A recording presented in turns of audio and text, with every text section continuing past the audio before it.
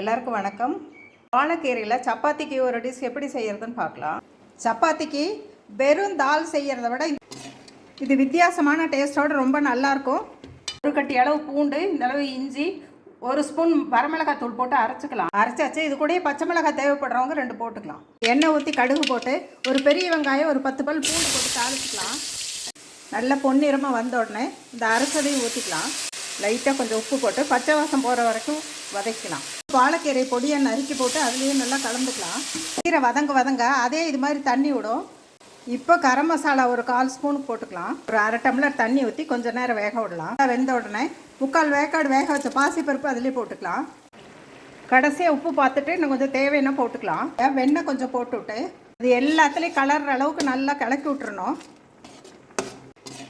இது வித்தியாசமான டேஸ்ட்டோடு ரொம்ப நல்லாயிருக்கும். நீங்களும் இது மாதிரி செஞ்சு பாருங்கள். வணக்கம்.